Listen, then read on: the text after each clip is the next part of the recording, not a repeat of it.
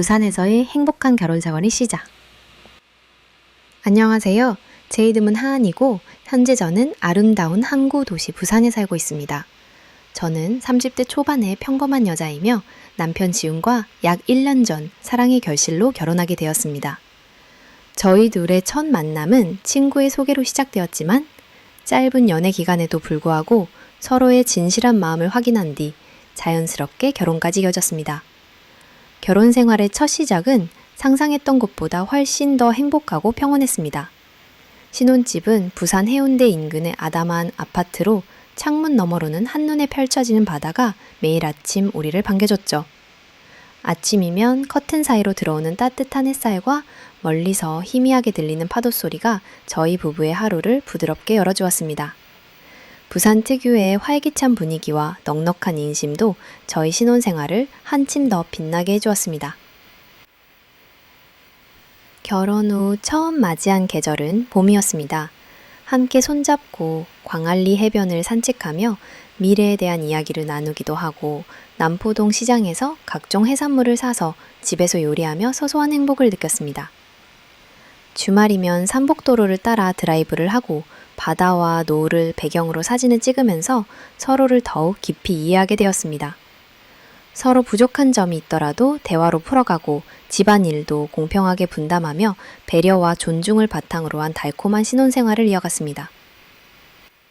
특히 남편 지우는 항상 사소한 것에도 고마움을 표현하며 저를 아껴주었습니다. 출근길에는 꼭 커피 한 잔을 건네주고 퇴근 후에는 지친 저를 위해 꽃 한 송이와 함께 작은 선물을 준비해주는 따뜻한 사람이었습니다. 가족끼리의 예절을 중시하는 집안 분위기 속에서 저는 자연스럽게 시댁과도 원만한 관계를 유지하게 되었습니다. 명절이나 특별한 날에는 시부모님과 함께 전통 음식을 만들며 한국의 가족 문화를 오롯이 체험할 수 있었습니다. 저는 그 당시만 해도 저희 결혼 생활에 큰 걱정이나 불안이 전혀 없었습니다. 매일이 설레고 남편과 새로운 추억을 쌓는 일이 즐거웠습니다. 친구들이 신혼 초기에 겪는 사소한 갈등이나 시댁 문제에 대해 이야기할 때마다 나는 정말 운이 좋은 사람이구나 라고 생각하곤 했습니다. 주변에서는 신혼희망이 오래가지 않는다 라는 말을 하기도 했지만 저희 둘은 서로에게 깊은 신뢰와 애정을 쌓으며 앞으로도 행복이 이어질 거라 믿고 있었습니다. 그렇게 모든 것이 순조롭게 흘러가는 듯 보였던 저희 결혼 생활. 그러나 시간이 조금씩 흐르며 점점 예상하지 못한 문제들이 하나둘씩 모습을 드러내기 시작했습니다. 처음에는 지나가는 소나기라 여겼지만 어느 순간부터 제 일상을 흔드는 거대한 파도가 되어 다가왔습니다. 그럼에도 부산에서 시작된 이 따뜻하고 평화로웠던 시간만큼은 제 인생에서 소중한 추억으로 남아 있습니다. 시어머니의 뜻밖의 방문. 결혼 생활이 시작되고 몇 달이 지난 어느 평범한 토요일 아침, 저는 예상치 못한 상황을 맞닥뜨리게 되었습니다. 바로 시어머니 박영숙 여사님께서 사전 연락이나 예고도 없이 갑작스럽게 저희 집을 방문하신 날이었습니다. 그날 저는 남편 지훈과 함께 오랜만에 외출을 계획해 두었고 일주일 내내 계획을 세우며 들떠 있었습니다. 청소도 미리 해두고 일찍부터 무엇을 입을지 고민할 만큼 하루를 기대하고 있던 찰나 현관 초인종이 울렸습니다. 평소에는 대부분 택배나 우편물이라 대수롭지 않게 생각하고 문을 열었는데 예상치 못한 시어머니의 모습에 순간적으로 몸이 굳어졌던 기억이 있습니다. 시어머니는 손에 무거운 보자기 몇 개와 장바구니를 들고 계셨고 얼굴에는 환한 미소를 머금고 있었습니다. 아이고, 하은아. 갑자기 생각나서 들렀어. 지훈이 좋아하는 음식 좀 해주려고. 시어머니의 말씀에 저는 얼떨떨하게 인사를 드렸죠. 사실 시어머니의 순수한 마음, 그리고 아들에 대한 사랑을 모르는 것은 아니었습니다. 하지만 저희 부부의 소중한 주말 계획을 모두 알지도 못한 채 불쑥 찾아온 점, 또 저조차 한마디 연락을 받지 못했다는 사실이 당황스럽고 적잖이 불편하게 느껴졌던 것이 솔직한 심정이었습니다. 남편 지훈 또한 처음엔 당황하는 기색이 역력했습니다. 지우는 부드럽게 시어머니의 짐을 받아주면서도 제 눈치를 슬쩍 보았습니다. 속으로 엄마가 왜 갑자기 오신 걸까? 원래 이 시간에 올 분이 아닌데 라는 생각이 들었겠죠? 저 역시 당황스러운 표정과 함께 안절부절 못했습니다. 시어머니께서는 거실에 들어오자마자 준비해 오신 반찬과 재료들을 하나씩 꺼내셨고 부엌에서 음식을 준비하기 시작하셨습니다. 저희가 이미 겸상하고 외출할 계획이 있었음을 모르는 듯 점심은 집에서 먹고 나가. 내가 지훈이 어릴 적부터 해주던 음식 오랜만에 해줬으니 둘이서 많이 먹어. 라며 손수 요리를 해주셨죠. 집안의 달콤했던 신혼의 분위기와는 사뭇 다른 기운이 흘렀습니다. 저는 시어머니의 정성에 감사함을 느끼면서도 한편으로는 저 스스로를 이 집의 주인으로 온전히 느끼지 못하는 정정한 것으로 복잡한 감정에 휩싸였습니다. 사실 저 역시 남편을 위해 충분히 맛있는 음식을 해줄 수 있었고 남편 또한 제 요리를 특별히 더 좋아한다고 종종 말하곤 했습니다. 그럼에도 시어머니가 아들이 그리워할까 걱정하며 직접 요리를 해주는 모습에 경쟁심과 더불어 미묘한 소외감까지 느껴졌습니다. 무엇보다 앞으로 이와 같은 상황이 반복된다면 어떻게 대처할까? 가족 간의 경계와 예의, 또 서로의 생활 영역은 어디까지일까라는 복잡한 생각이 머릿속을 맴돌기 시작했습니다. 남편 지우는 겉으론 웃고 있었지만 시어머니의 방문에 우리의 데이트 계획이 무산될까봐 조심스레 시계와 저를 번갈아 쳐다보며 의심초조해하는 눈치였죠. 이윽고 시간이 흘러 점심시간이 되었고 시어머니께서는 지훈아 잠깐이라도 같이 밥 먹고 나가 라며 등을 떠미셨습니다. 저희가 평소보다 훨씬 더 경직된 마음으로 밥상을 맞이할 수밖에 없었던 것은 어쩔 수 없었습니다. 이미 예약해둔 레스토랑이 있었기에 남편이 어렵게 말씀을 드렸더니 시어머니는 그제야 그래? 그럼 내가 싸온 반찬은 냉장고에 넣어두고 다음에 먹으면 되겠네 라며 표정이 순식간에 굳어지셨습니다. 그날 집안 곳곳에는 미묘한 긴장과 어색함 그리고 서운함이 번져 있었습니다. 연락 한 통 없이 들이닥친 시어머니의 방문은 저에게 단순한 깜짝 손님이 아니라 결혼 후 맞이하는 현실적인 관계와 경계, 가족 사이의 적절한 거리두기에 대해 다시금 고민하게 하는 계기가 되었습니다. 저와 남편 사이에 있던 작은 균열의 시작이기도 했고 동시에 앞으로의 가족 관계를 어떻게 해야 건강하게 지켜나갈 수 있을지 고민하게 된 중요한 전환점이었습니다. 우밍 천덩계 시어머니의 갑작스러운 방문으로 저와 남편 지훈이 오랫동안 준비해온 외출 계획은 완전히 어그러지고 말았습니다. 사실 그날은 저희 부부에게 정말 특별한 의미가 있는 날이었습니다. 결혼 100일을 자축하며 부산의 전망 좋은 레스토랑에서 오붓하게 식사를 하고 바닷가 산책을 마친 후에는 작은 카페에서 커피도 마실 예정이었죠. 예약까지 마치고 며칠 전부터 어떤 옷을 입을지 어떤 사진을 찍을지 두근거리며 설레는 마음으로 기다려왔던 날이었습니다. 하지만 시어머니의 방문은 이런 저희의 계획을 한순간에 무너뜨렸습니다. 오히려 시어머니는 저희가 예정이 있었다는 사실을 전혀 생각하지 않고 주방에 들어가 장을 보고 직접 반찬과 국, 각종 요리를 정성스럽게 준비해 예아바니는 다 놓으셨습니다. 집안에는 언제나와는 다르게 생선 굽는 냄새와 각종 양념 향기가 진동있고 주방에는 시어머니의 분주한 손길이 쉬지 않았습니다. 남편 지우는 시계를 슬쩍슬쩍 보며 초조한 기색을 감추지 못했고 저는 거실 청소를 하며 시어머니에게 어떻게 이야기해야 할지 머릿속이 하얘졌습니다. 시어머니께 정중하게 말씀을 드려야 할지 아니면 이미 준비된 음식상에 앉아 함께 식사를 해야 할지 갈팡질팡했습니다. 우리의 일정이 시어머니에게 방해된다고 느끼실까? 아내로서 내가 너무 예의 없게 보이지는 않을까? 온갖 걱정이 밀려왔습니다. 결국 지훈이 조심스럽게 엄마, 저희 오늘 점심에 예약 잡아둔 곳이 있어서 조금 이따 나가봐야 할 것 같아요. 라고 말문을 열었습니다.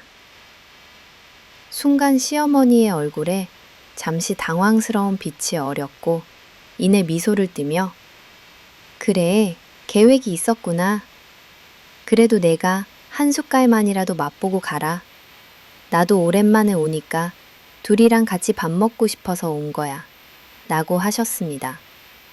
하지만 미소기에는 묘한 서운함과 아쉬움이 스며 있었습니다. 그날 점심상 앞엔 세 사람 모두에게 미묘한 긴장감이 감돌았습니다. 시어머니는 자신이 정성스럽게 준비한 음식들에 대해 이것저것 이야기를 건네셨지만 남편과 저는 어색한 웃음과 짧은 대답만 오갈 뿐이었습니다. 저는 평소 같았으면 즐겁게 대화했을 테지만 머릿속에 자꾸만 30분 뒤면 예약 시간인데 혹시 늦으면 어쩌지? 라는 조급함만 맴돌았습니다.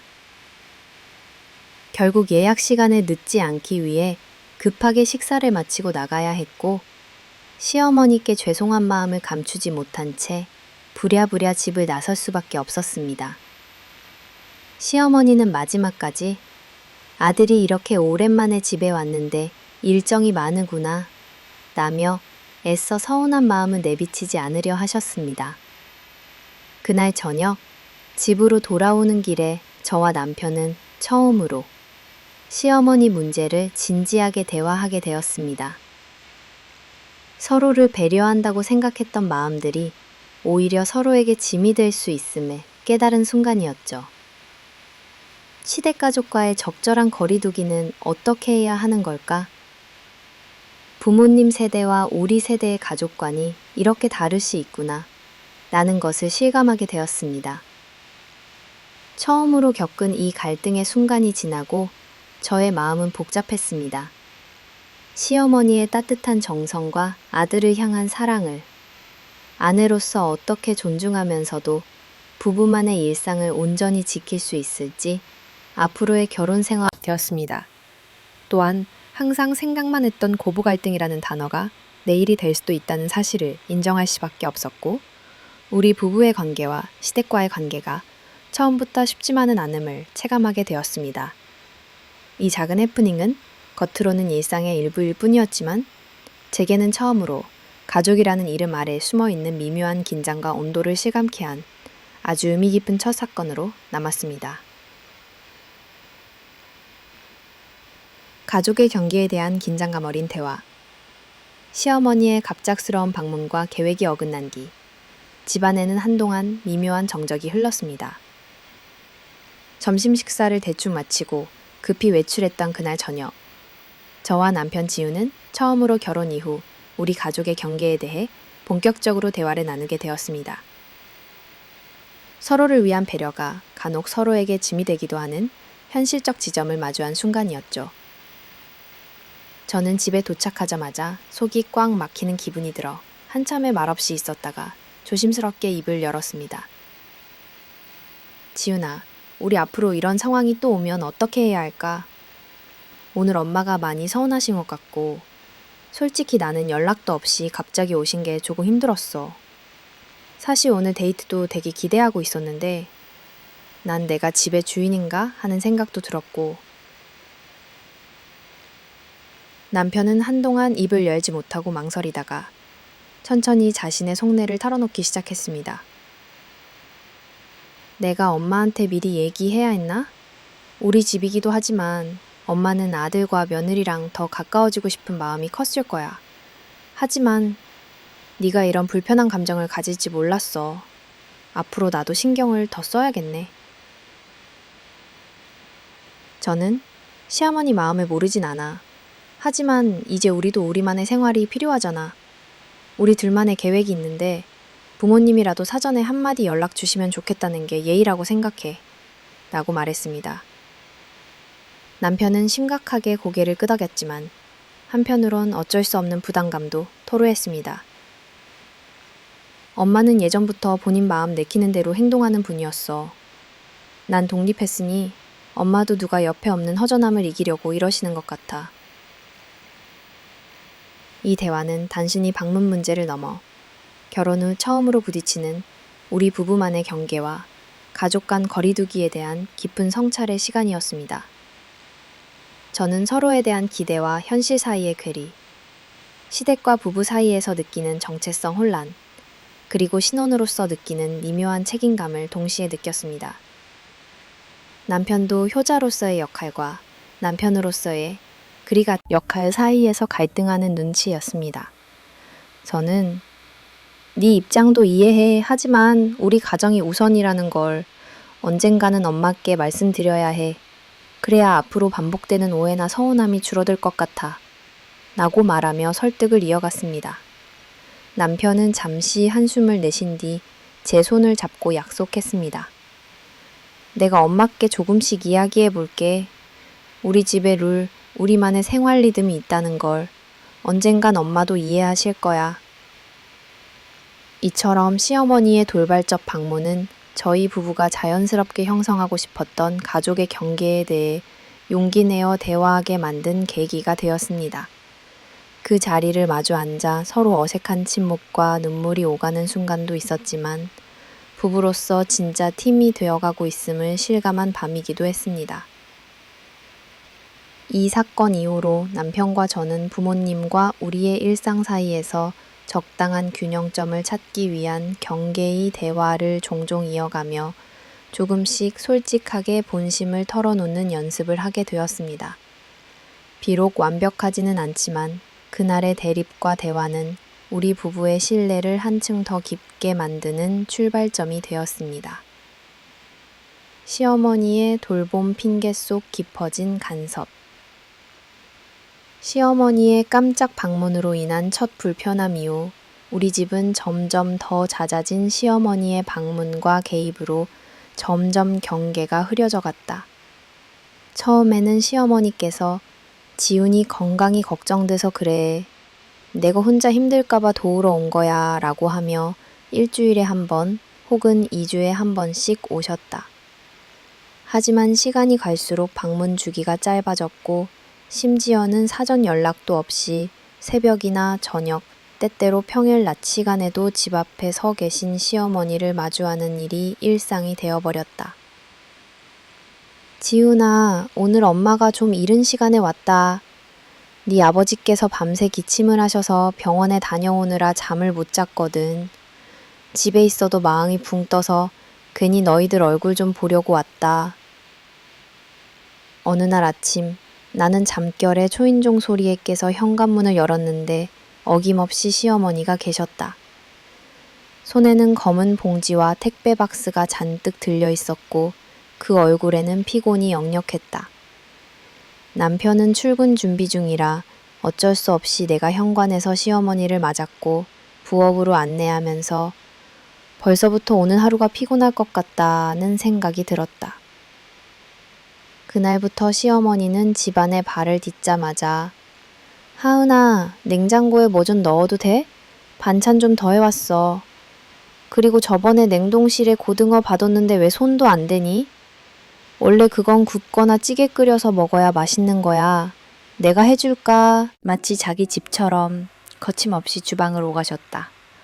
나는 남편에게 조용히 이렇게 갑자기 오시면 나도 부담스럽고 어머님께서 우리 생활에 너무 깊이 개입하시는 것 같아 라고 말했지만 남편은 엄마는 원래 그런 분이야.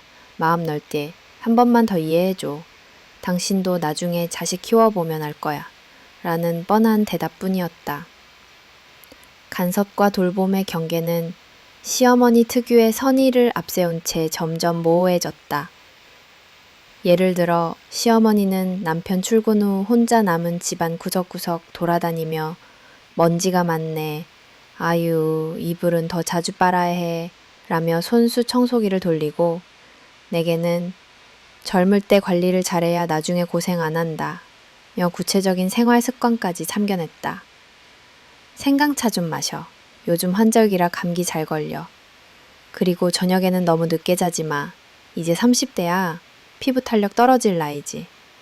나도 네 나이 땐 몰랐는데 지금 보니 그때 안 챙긴 게 후회되더라. 이런 조언들은 처음에는 단순한 관심과 배려로 들렸지만 점점 지나치다고 느끼게 되었다. 더 심각한 문제는 나와 남편만의 시간을 계속 침범한다는 점이었다.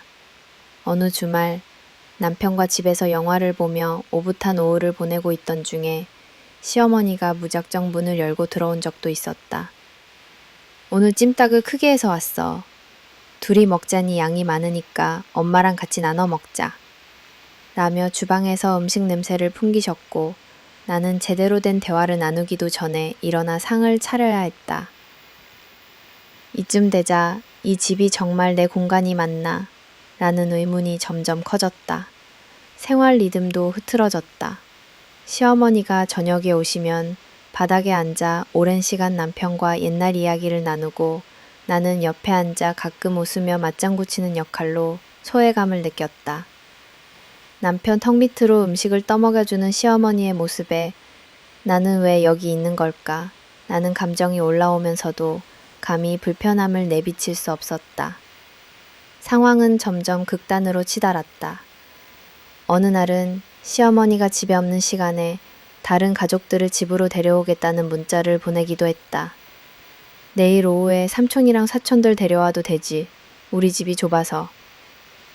우리 집이란 아파트에 대한 시어머니의 소유감을 느낄 때마다 참을 수 없는 압박이 밀려왔다. 그러던 차 어느 일요일 아침 시어머니는 미리 해둔 국, 반찬, 심지어 직접 구운 조기와 무침 등을 들고 오셨다. 지훈이가 바빠서 잘 못 챙겨 먹으니 네가 부담 가지지 말고 그냥 데워서 먹어. 냉동고에 한 칸 비워둬. 나는 속으로 내가 해주는 밥은 별 신뢰가 없으신가 보다 난 서운함에 마음이 쓰렸다. 시어머니는 그러거나 말거나 집 구석구석 먼지와 가구 배치를 직접 바꾸기도 했다. 이쪽에 소파를 두면 채광이 더 좋을 것 같아. 잠깐만 밀어볼게. 나는 얼떨결에 소파를 같이 옮기면서 그녀의 생활 방식이 자연스럽게 내 공간을 지배하고 있다는 사실을 깨달았다. 친구들에게 하소연하니 누구는 시어머니가 그래도 정이 있으셔서 그런 거다. 차라리 관심 없는 시어머니에 비하면 복이지. 라고 위로했고 누구는 경계 확실하게 그어야 한다. 더 지나치면 고부 갈등 터지는 거 한순간 이라고 했다. 하지만 나는 시어머니의 마음을 완전히 밀어내기도 기분 내키는 대로 받아들이기도 어려운 애매한 위치였다. 고민 끝에 남편에게 다시 한번 얘기했다. 여보, 나도 어머님이 우리에게 정성을 들이시는 건 알아. 그런데 솔직히 요즘엔 우리만의 시간이 없고 내 자존감도 점점 낮아져. 집도 내가 편안하게 쉴 공간이 아니라 항상 긴장되는 곳이 된 것 같아. 나도 누굴 초대하고 싶을 때는 미리 상의하고 싶고 남의 허락 없이 내 자리를 바꾸는 걸 원치 않아. 남편은 고개를 끄덕이긴 했지만 늘 그랬듯 엄마가 외로워서 그래. 아버지 건강도 그렇고 아무래도 결혼 후 새아들이 집에 잘 드나들지 않으니까 더 집착하시는 것 같다. 내가 엄마에게 잘 얘기해 볼게. 라는 말로 넘겼다. 하루는 아예 시어머니가 새벽에 비밀번호를 눌러 예고 없이 들어온 적도 있었다. 나는 잠옷을 입고 부스스하게 거실에 나왔고 남편도 놀라서 엄마, 제발 연락하고 오시면 안 돼요? 라며 목소리를 높였다. 시어머니는 엄마가 아침밥만 차리고 가면 되는데 뭘 그렇게 예민하게 구니? 엄마도 이제는 친구도 없고 지훈이 내가 내 마지막 버팀목인 거 알지? 라며 서운해하셨다. 그날은 집안 공기가 무거웠고 남편은 출근길에 내 손을 꼭 쥐며 미안해. 내가 진짜 엄마랑 천천히 이야기해볼게. 라고 했지만 실질적인 변화는 없었다. 반복되는 돌봄과 간섭 속에서 나는 점점 자신감도 생활 동력도 잃어갔다. 주변에선 내가 강하게 행동하지 않으면 시어머니는 계속 널 자신의 딸이나 하녀 비슷하게 생각할 수밖에 없어. 네 경계선은 네가 지켜야 하는 거야. 라고 충고했지만 실제로는 행동으로 옮기기 쉽지 않았다. 시어머니가 당연하게 냉장고 문을 열고 내게 건조기가 어디 있더라? 이 그릇은 이쪽이 더 보기 좋아? 라며 가구 위치와 살림살이까지 간섭하는 모습에 고개를 버시덕 끄덕이며 웃는 것이 나의 일상이 되어버렸다. 이런 일련의 경험을 통해 나는 좋은 며느리와 나 자신의 주체성 사이에서 매일같이 고민하고 흔들렸다. 돌아보면 처음엔 시어머니의 손길이 따뜻하게 느껴졌고 부담스러워도 거절하지 못했던 이유는 마음을 상하게 할까봐 남편이 곤란해질까봐에서 비롯됐지만 갈수록 내 영역을 침범하는 감각이 분명해졌다. 이는 단지 신혼집이라는 공간의 문제가 아니라 내 인생 경계선이 얼마나 쉽게 무너질 수 있는지를 보여주는 중요한 경험이었다. 시간이 지날수록 나는 내 목소리를 내는 법을 배워야 한다는 사실을 점점 절실히 깨닫게 되었다. 단순히 시어머니를 거부하는 문제가 아니라 부부의 경계와 가족의 경계를 건강하게 세우고 지키는 것이 얼마나 중요한지, 그리고 그 과정에서 서로를 더 성숙하게 이해할 수 있음을 알게 되었다. 이 일련의 사건들은 이후 우리 가족의 또 다른 대립과 화해, 성장의 전환점이 되었고, 나는 며느리라는 이름으로만 사는 것이 아니라 한 인간으로서 내 경계를 세우고 지키는 연습을 시작할 용기를 내게 했다.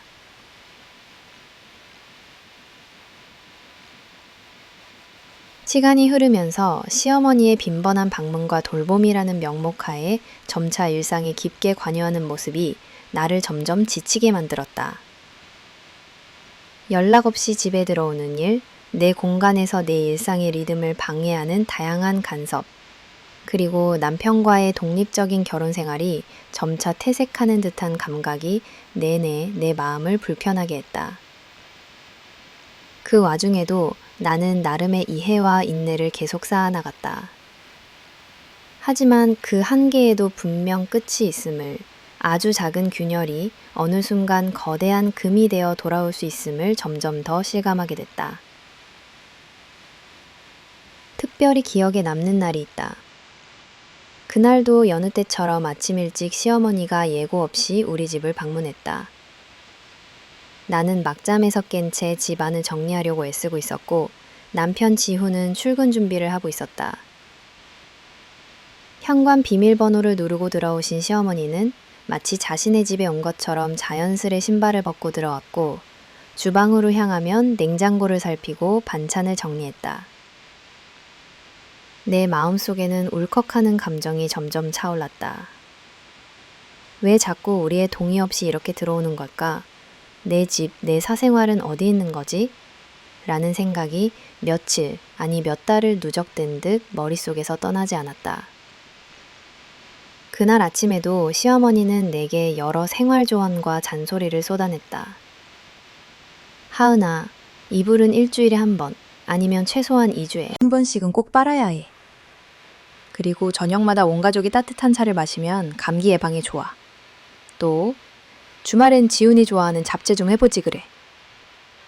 나는 억지 웃음으로 대답했지만 어느샌가 나도 모르게 얼굴에 경직이 묻어났던 것 같다. 남편도 그 눈치를 챈 듯 조심스럽게 거실 쪽으로 나와 내 옆에 섰다. 아침 식탁에서는 어색한 침묵이 흘렀고 시어머니의 호의와 내 불편한 감정, 남편의 난감함이 그대로 공간에 떠돌았다. 매번 반복되던 이 무거운 공기가 그날따라 유독 숨막히게 느껴졌다. 그러던 와중 그날은 남편이 전보다 조금 더 강경한 태도를 보였다. 아침을 마친 후 남편과 나는 주방에서 조용히 이야기를 나눴다.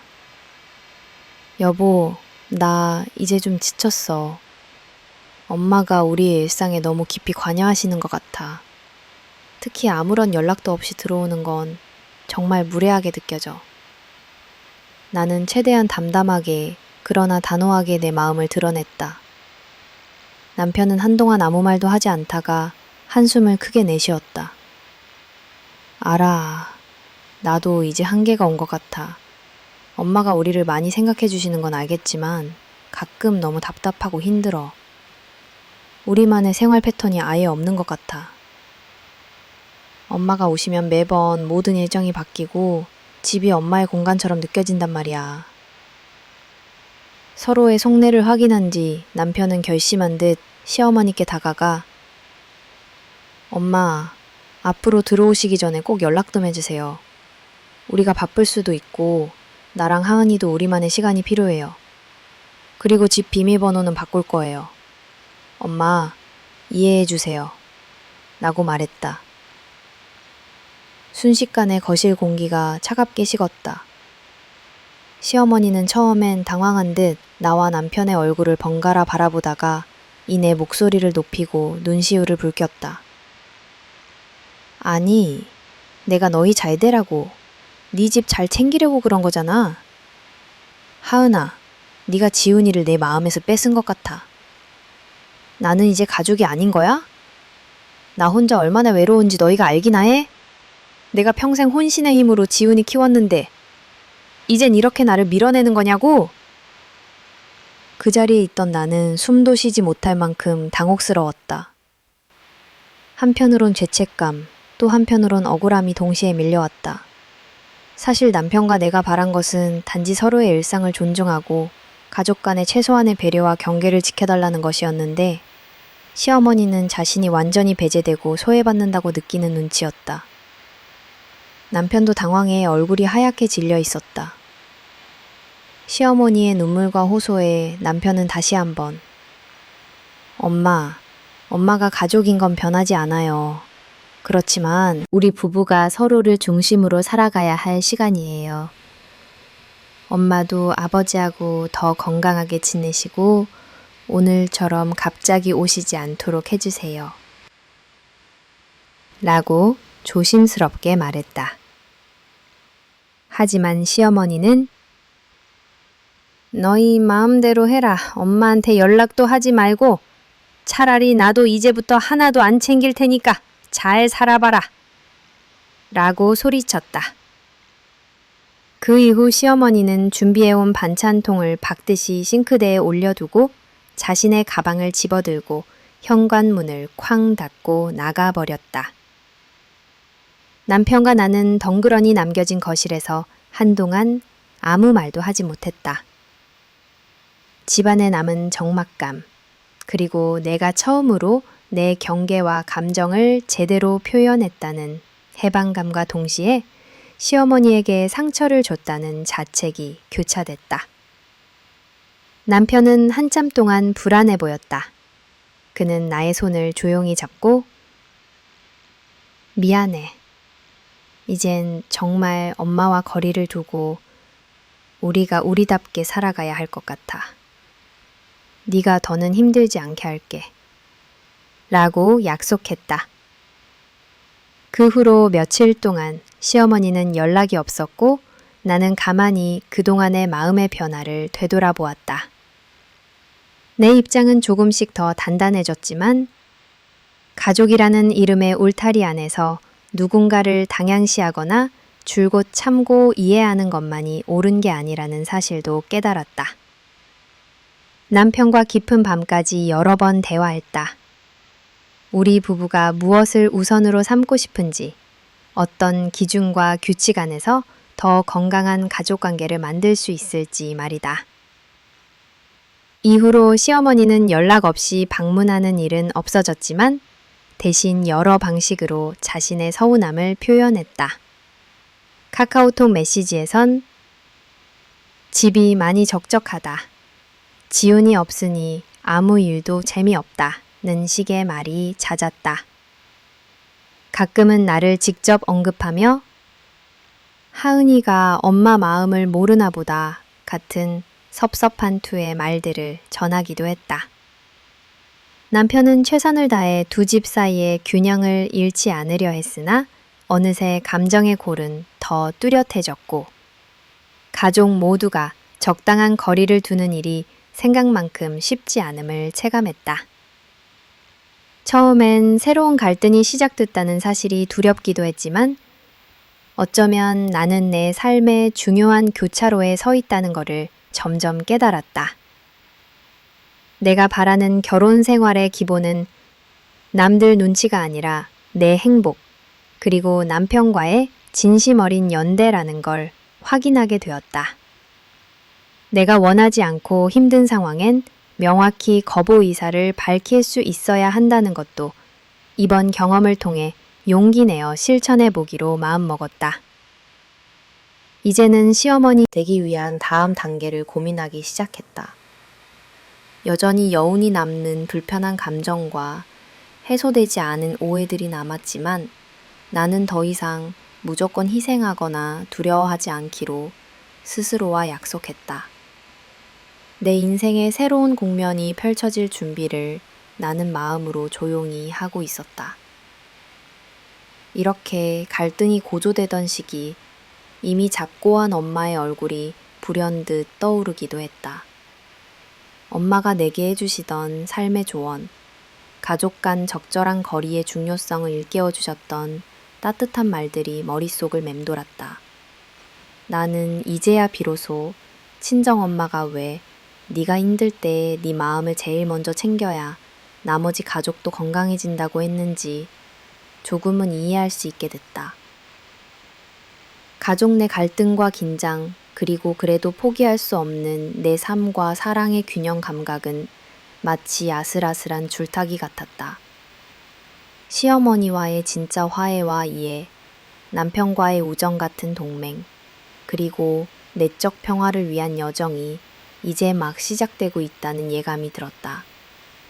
비록 오늘의 긴장과 아픔이 당장 내일 완전히 사라지진 않겠지만 나는 조금씩 내 목소리를 내면서 한 걸음씩 앞으로 나아가기 시작했다. 화해를 위한 노력, 그러나 깊어지는 거리. 시어머니와의 갈등이 극에 달한 후 남편과 나는 이 상황을 해결하기 위해 서로 간의 소통을 더 신중하게 이어가기로 했다. 일련의 충돌과 감정의 골이 깊어진 뒤 우리는 각자의 입장에서 마음을 추스르며 화해의 계기를 마련하고자 최선을 다했다. 하지만 가족이라는 이름만으로 다시 예전처럼 가깝게 돌아가는 일은 결코 쉽지 않았다. 남편은 이대로 있으면 엄마가 오해만 더 쌓으실 것 같아 주말에 먼저 인사드리러 가자고 제안했다. 솔직히 내 마음은 아직 여전히 복잡하고 섭섭함이 맴돌고 있었지만 나 역시 관계 회복이 필요하다는 사실을 인정했다. 남편과 우리는 꽃다발과 케이크, 작은 선물을 준비해 시댁을 향해 갔다. 집에 들어서자 시어머니는 살짝 경직된 미소를 보였고 잠시 정적이 감돌았다. 그동안 쌓인 감정이 서로를 불편하게 만드는 듯했다. 남편은 어색하게 웃으며 엄마, 오랜만이에요. 요즘 건강은 어떠세요? 라고 물었고 시어머니는 괜찮다. 일만 하느라 힘들지 않니? 라고 짧게 답했다. 이후 우리는 차를 마시며 일상적인 이야기를 주고받으려 했다. 내가 떨리는 마음을 숨기고 최근 소소한 일상을 이야기하자 시어머니는 한동안 내 얼굴을 바라보다가 하은아, 사는 게 원래 쉽진 않지 않니? 서로 오해했다면 풀면 되지. 라며 말을 건넸다. 그 말투엔 기대와 또 한편에 면허니 불안함이 섞여 있었다. 나는 과연 오늘이 정말 화해의 장이 될 수 있을까? 속으로 긴장하며 조심스레 저도 어머님께 듣고 싶은 이야기, 또 말씀드리고 싶은 게 있었어요. 우리 가족이 서로 조금만 더 배려하면서 지냈으면 좋겠어요. 라고 내 마음을 조심스럽게 말했다. 시어머니는 한숨을 쉬며 나는 결코 너랑 지훈이 힘들게 하려던 게 아니었어. 애들 걱정하는 게 부모 마음이고 나도 내 방식으로 돕고 싶었던 거지. 그런데 어느새 네가 멀어진 것 같고 네 속마음은 나도 모르겠더라 라고 했다. 그 목소리엔 어느 정도 상실감과 외로움 그리고 억울함이 스며 있었다. 남편은 중재를 시도하며 엄마도 하은이도 서로 마음을 풀고 좀 더 솔직해졌으면 해요. 우리가 서로 가장 소중한 가족이잖아요. 라고 말했다. 나는 잠시 머뭇거리다가 시어머니에게 어떤 점이 힘들었는지 사전에 연락 없이 방문하거나 집안일에 너무 깊이 관여하셨을 때 나 역시 부담이 컸다는 점을 조심스럽게 털어놓았다. 순간 시어머니의 얼굴이 굳어지며 내가 너희를 방해만 했구나. 앞으로 아무것도 관여 안 할 테니 너희 마음대로 살아. 나는 이제 더 이상 할 말이 없다. 며 서운함을 드러냈다. 남편은 힘들어하며 조심스럽게 엄마 오해예요. 하은이랑 저는 가족이 정말 중요해요. 단지 우리 생활도 좀 존중받고 싶어서 그런 거예요. 라고 덧붙였지만 시어머니의 마음은 쉽게 풀리지 않았다.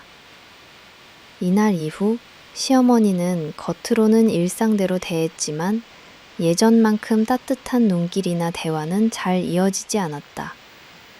집안에 배어있던 미묘한 긴장과 거리감은 점점 더 굳어져 갔다. 시어머니는 자주 혼잣말처럼 부모 마음은 늘 자식 곁에 있고 싶은 거지 뭐 라며 침묵하거나 내가 다가가면 괜찮다 너희 바쁜데 신경 쓰지 마라 며 한 발 물러서는 시기였다. 이러한 어색한 공기는 남편과 내 관계에도 영향을 주었다. 우리 둘 사이엔 가족 문제에 대한 대화가 더 신중해졌고 집안 분위기가 무겁게 가라앉을 때마다 서로를 위로하려 애썼다. 때론 내가 눈물을 보이기도 했고 남편도 깊은 밤 침대 옆에서 한숨을 내쉬었다. 하지만 어쩐지 예전처럼 가벼운 농담을 하며 웃는 시간은 줄어들었다. 시간이 흐르면서 모두가 화해를 바랐지만 오히려 작은 말 한마디에도 상처와 오해가 쌓여만 갔다. 남편은 어느 날 내게 엄마는 당분간 혼자 있고 싶으실 것 같아. 시간이 지난다고 진짜 괜찮을까? 나는 불안함이 커져갔다. 그 후 시어머니께 정기적으로 안부 전화를 드리려 했으나 대부분 단답형 대답으로 돌아왔다. 서툰 문자에는 짧은 답변만이 도착했다. 한 번은 곰곰이 생각하다 용기를 내어 짧은 편지를 전하기도 했다. 어머님, 항상 저희를 걱정해 주셔서 감사해요. 저도 가족으로 함께 더 잘 지내고 싶어요. 이해해 주시고 기다려 주시면 저도 천천히 마음을 열게 될 것 같습니다. 며칠 후 시어머니로부터 답장은 도착하지 않았다. 대신 남편이 회사에서 돌아오며 엄마가 많이 약해진 것 같아. 아버지도 요즘 병원에 자주 다니시고 엄마가 외로워서 우리 쪽에 집착하신 것 같다. 며 자책스러운 표정을 지었다. 나는 그 말을 들으니 시어머니에 대한 서운함보다 연민과 안타까움이 가슴에 남았다. 우리는 이것저것 고민하다 집에 초대해서 조용히 집밥을 대접하는 시간을 갖기로 했다.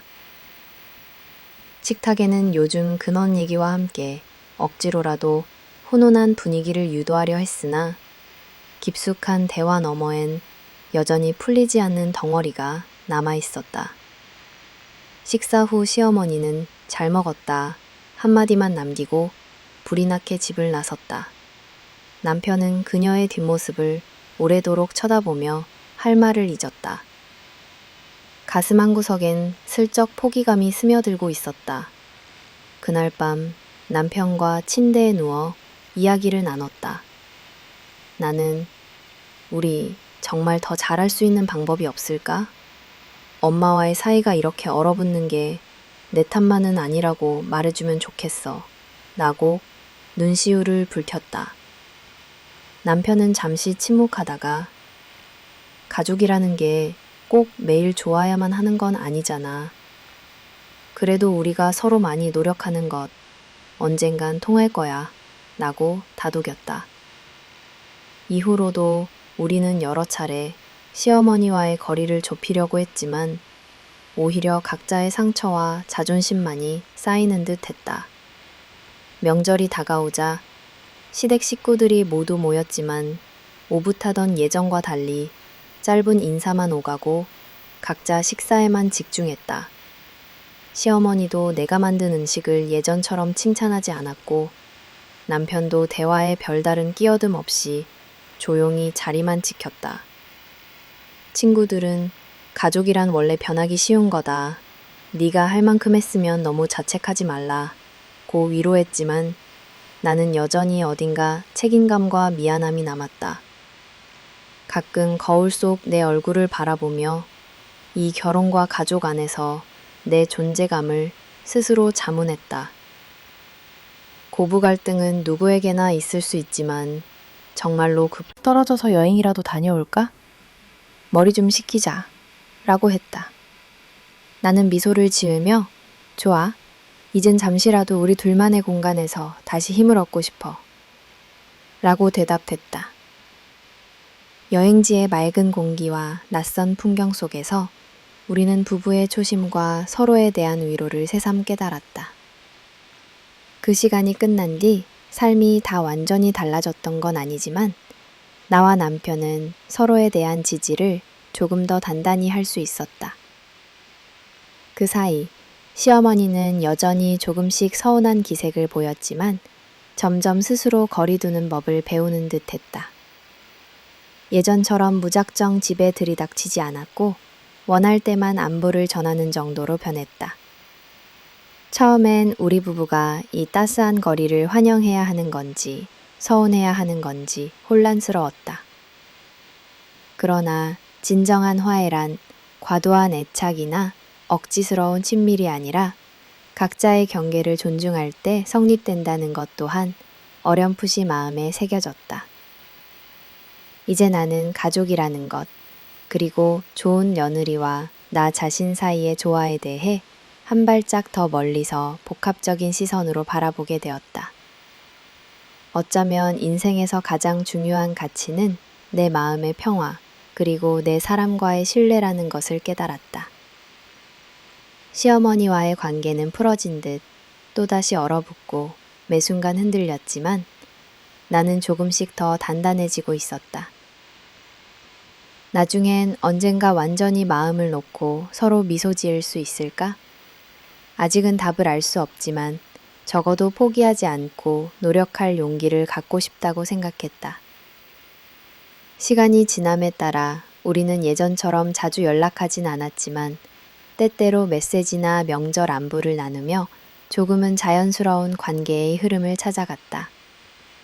가족 단톡방 사진에 짧게 잘 지내지? 하는 메시지가 남고 각자 바쁜 일상 속에서도 그저 무탈하게 서로를 바라보는 정도의 거리가 오히려 평온하게 느껴졌다.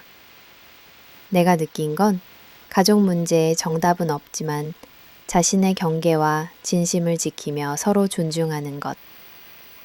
때로는 침묵과 거리가 오히려 상처를 아물게 하는 역할을 하기도 한다는 사실이었다. 나는 늘 시어머니에게 잘하고 싶은 마음과 동시에 나답게 살고 싶은 소망이 충돌했지만 이제는 모두를 만족시키기보다는 내 마음과 가족의 작은 평화를 지키는 것이 우선되어야 한다는 걸 받아들였다. 비록 과거처럼 가까운 사이는 아니지만 나와 남편 그리고 시어머니도 각자의 자리에서 상처를 보듬으며 천천히 자신만의 평온을 찾아가고 있었다. 화해를 위해 한 걸음 내딛는 용기, 그리고 그 속에서 나를 잃지 않는 법을 배운 계절이 조용히 지나고 있었다. 들이닥친 폭풍과 밝혀진 비밀. 시댁과의 갈등이 점점 깊어가던 어느 날 예기치 못한 일이 불쑥 우리 가족의 일상을 흔들었다. 그날은 평소와 다름없는 늦여름 오후였다. 시아버지께서 몸이 점점 더 약해지더니 갑작스럽게 요양원으로 입소하시기로 결정한 날이었다. 남편과 나는 시아버지를 돕기 위해 시댁에 들러 이삿짐을 정리하기로 했다. 새로운 시작에 대한 미묘한 감정과 동시에 쓸쓸함이 집안 곳곳에 스며들고 있었다. 집안의 옛 가구나 물건을 정리하다 보니 먼지 쌓인 다락방에 눈길이 갔다. 일상적이고 잊혔던 공간이었으나 그날따라 왠지 모를 호기심이 일었다. 나는 조심스럽게 사다리를 올라 눈에 띄는 작은 나무 상자를 발견했다. 흔히 보던 앨범들 사이에 낡은 상자가 자리 잡고 있었는데 먼지를 털고 뚜껑을 여는 순간 숨이 멎는 듯한 기분이 들었다. 상자 안에는 빛이 바른 사진들과 옛날 편지 한 통이 남아 있었다. 사진은 남편 지훈의 어린 시절로 보였고 그 곁에는 지금의 시어머니가 아닌 생전 단 한 번도 본 적 없는 다른 여성의 모습이 찍혀 있었다. 나는 의아한 마음에 편지를 집어들었다. 편지는 30년도 더 된 날짜가 적혀 있었고 격정적인 마음이 고스란히 묻어나는 필체였다. 내용은 충격 그 자체였다. 사랑하는 지훈에게 언젠가 네가 이 편지를 읽을 날이 온다면 네가 진실을 받아들일 수 있길 바란다. 나는 네 친어머니야. 로 시작하는 편지였다. 처음엔 무언가 잘못 본 줄 알았다. 하지만 편지는 상세하게 그리고 슬프게 쓰여져 있었다. 지훈의 모친이자 편지의 주인공은 자신이 우연한 사고로 인해 세상을 떠날 수밖에 없었음을 고백했고 지금의 영숙 여사가 지훈을 도맡아 키우게 된 배경 그리고 가려졌던 가족사까지 적혀 있었다. 진짜 엄마의 부재는 엄마의 잘못이 아니라 세상의 운명이었어. 네가 지금 얼마나 잘하고 건강하게 살고 있길 그리고 네가 나를 잊지 않았길 바란단다. 눈물이 자연스럽게 뺨을 타고 흘러내렸다. 나는 손발이 떨리는 가운데 서둘러 남편 지훈을 불렀다. 지훈은 부모님이 바쁘던 시절 사촌들과 자주 놀러 다락방에 오르던 기억밖에 없다고 했다. 내가 상자를 보여주며 편지를 조용히 내미니 지훈은 단숨에 읽으며 바닥에 주저앉았다. 그의 얼굴에는 충격, 분노, 허탈, 슬픔이 뒤섞인 감정이 고스란히 드러났다. 무엇보다 감정의 소용돌이를 어떻게 해야 할지 막막하기만 했다. 지훈은 떨리는 목소리로 말문을 열었다. 왜 지금껏 아무도 내게 이런 말을 해주지 않은 거지? 아버지 그리고 엄마 모두 단 한마디도. 그는 아버지에게 달려갔고 나는 조용히 뒤따라갔다. 시아버지는 침대에 기대앉아 한참 동안 무거운 표정을 짓고 있었다. 지훈은 편지를 내밀며 아버지, 이게 도대체 무슨 일입니까? 우리 가족의 진짜 이야기를 지금이라도 설명해 주세요. 라고 절규하듯 말했다. 시아버지는 한동안 눈을 감고 조용히 있었다. 시간이 흐른 뒤 힘겹게 숨을 고르며 입을 열었다. 지훈아, 그건 네 어머니가 정말 힘든 상황에서 남긴 마지막 유언 같은 편지야. 네가 어렸을 때 사고가 난 그날 나는 아무것도 제대로 설명하지 못하고 영숙이와 함께 네 인생을 다시 시작하게 됐다. 그 뒤로 다 말하지 못한 채 네가 상처받을까봐 그리고 우리 모두의 평화를 지키고 싶어서 침묵했다. 오랫동안 숨겨진 비밀이 터져 나오는 순간 가족 모두의 눈에 눈물이 고였다. 영숙 여사, 즉 지금의 시어머니도 지훈의 눈길을 피하지 못하고 고개를 떨구었다. 그녀는 한동안 말을 잇지 못하다가 마침내 무겁게 입을 열었다. 지훈아, 나는 네가 내 아들이 되어서 너무 고마웠어. 네 진짜 어머니를 대신할 수 있을 거라 생각하지는 않았지만 너에게 상처가 될까 두려워 끝까지 내 입으로 이 얘기를 못 꺼냈다. 엄마라 부르며 살았지만 너도 힘들었을 거야. 미안하다. 시어머니의 눈에서 줄줄이 눈물이 떨어졌다. 내 마음엔 동정과 슬픔, 그리고 알 수 없는 허전함이 동시에 밀려왔다. 내가 결혼 후 겪었던 크고 작은 갈등, 시어머니의 집착이나 간섭도 어쩌면 이런 상실감에서 비롯된 건 아닐까 생각했다. 남편은 한동안 아무 말도 없었다. 남편뿐만 아니라 나까지도 가족이라는 이름의 그늘 아래 얼마나 많은 오해와 침묵이 쌓여 있었는지 새삼스레 실감할 수 있었다. 이 사건은 단순한 가족의 일상을 무너뜨린 것이 아니라 모두가 가슴 깊이 감추고 있었던 고통과 상처의 빗장을 풀어버린 한바탕 거센 폭풍이 되어버렸다. 그날 밤 가족들은 각자의 방에서 긴 침묵에 잠겼고 나는 힘겹게 눈을 감으려 애를 썼다. 뇌리에는 친정어머니의 옛말이 떠올랐다. 가족이란 때로는 따뜻한 옷이기도 하고 또 때로는 벗어 던질 수 없는 무거운 짐일 때도 있단다. 그날 이후 우리의 삶은 완전히 달라졌다. 남편은 한동안 무엇 하나에도 집중하지 못했고 시어머니는 집 밖으로 잘 나가지 않았다. 나 자신 역시 내 가족의 의미와 부부 사이 신뢰에 대해 깊이 고민하게 됐다. 어쩌면 그 숨어있던 비밀은 우리 모두에게 성장과 성찰의 계기가 됐던 것 같다. 더 이상 아무것도 이전과 같을 수 없음을 받아들이는 것, 그리고 그 위에 새롭게 가족이라는 관계를 쌓아가는 법을 배우는 것. 그것이 이 폭풍 뒤 남아있는 우리 가족의 진짜 숙제라는 생각에 아침해를 바라보며 조용히 숨을 내쉰다. 계속해서 가족 모두가 그날의 충격을 감당해내지 못하고 가짜의 방식으로 아픔을 풀어내고자 애썼다. 남편 지우는 회사에도 며칠간 나가지 못하고 집에만 머물렀다. 그가 처음 겪는 상실감, 배신감, 그리고 정체성의 혼란은 말로 표현할 수 없을 정도였다. 밥상 앞에 앉아도 밥 한 숟가락을 입에 넣지 못했고 식구들 사이에는 그 어느 때보다 무거운 침묵만이 감돌았다. 시아버지 역시 지훈에게 어떻게 말을 건네야 할지 몰라 표정만 굳게 다든 채 한숨만 내뱉고 있었다. 나는 옆에서 지훈을 지켜보며 무력감과 안타까움에 마음이 답답했다. 내가 할 수 있는 것은 잠들지 못하는 남편의 옆을 지키는 것, 그리고 그 고통에서 그나마 벗어나게 바라는 마음으로 조용히 손을 잡고 있어주는 것이 전부였다. 때때로 그는 밤새 자신의 친모에 대한 그리움을 토로하기도 했다. 이제라도 내 진짜 엄마 얼굴을 한번 보고 싶었어. 기억이 가물가물하지만 어렸을 때의 포근한 품, 그 냄새가 아직도 나는 것 같아. 그의 두 눈에는 슬픔과 그리움, 그리고 자신도 모르는 원망이 섞여 있었다. 나 역시 복잡한 마음을 정리할 길이 없었다.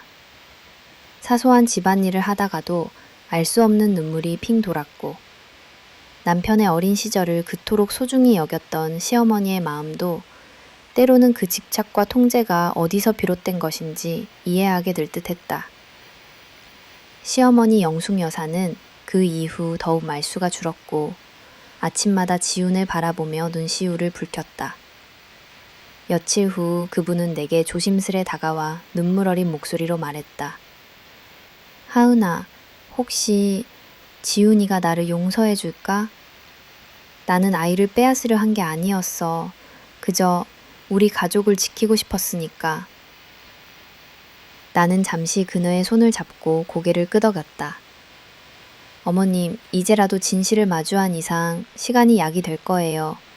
지훈이도 언젠가는 어머님 마음을 이해하게 될 겁니다.